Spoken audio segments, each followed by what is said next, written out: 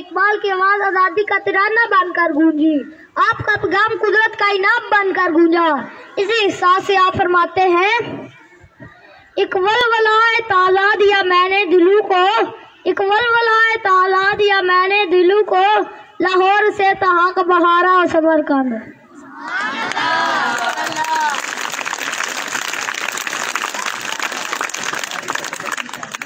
علامہ محمد اقبال شاعر مشرق تھے، حکیم الامت تھے، آپ مرد مومن تھے اور چاہتے تھے کہ برصغیر کا ہر مسلمان ایمان کی تفسیر بن جائے۔ آپ نے مردہ دلوں کو حیات نو کا نغمہ سنایا، گرتے ہوں کو اٹھایا، غلامی میں بھٹکنے والوں کو صبح آزادی کا جلوہ دکھایا۔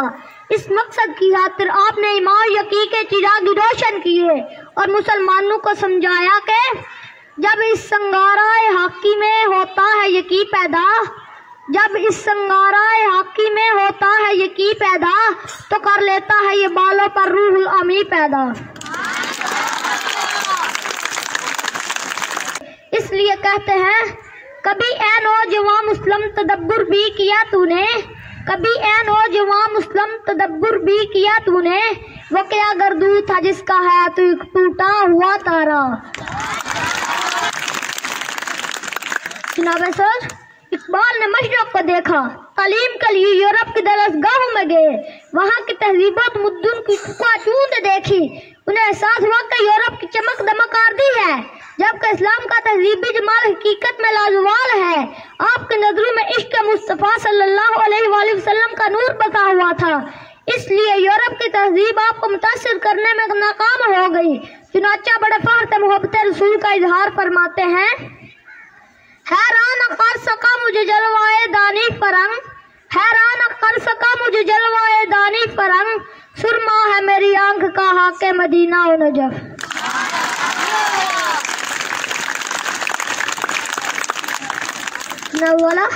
علامہ محمد اقبال بڑوں کے شاعر بھی تھے اور بچوں کے بھی۔ آپ کا پیغام مسلمانوں کے لیے بھی تھا اور عالم انسانیت کے لیے بھی۔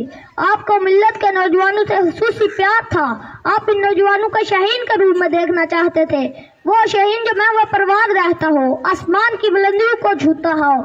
اس لیے علامہ محمد اقبال مسلمان نوجوانوں کو شاہین بننے کے حوالے سے، شاہین بننے کا پیغام دیتے ہوئے شاہین کے حوالے سے کہتے ہیں، پلٹنا جپٹنا جپٹ کر پلٹنا، لہو گرم رکھنے کا ہے ایک بہانہ، یہ یورپ یہ پچھم چکوروں کی دنیا، میرا نہیں لگو آسما بے کیرانا۔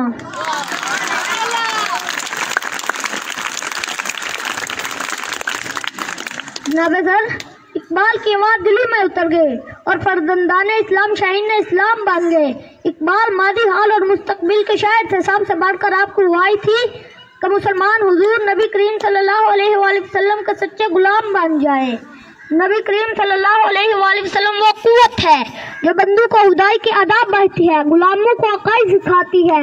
جو نبی کریم صلی اللہ علیہ وآلہ وسلم کا غلام بن جاتا ہے، زمانہ ہی اس کے سامنے نہیں جھکتا بلکہ لوح و قلم بھی اس کے بن جاتے ہیں۔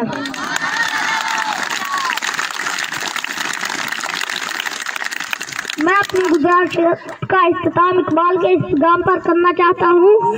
نگاہ الجھی ہوئی ہے رنگ ابو میں، نگاہ الجھی ہوئی ہے رنگ ابو میں، ہر دکھوئی گئی ہے چار سو میں، نہ چھوڑ اے دل فگانے صبح گاہی، اما شاید ملے گی اللہ میں۔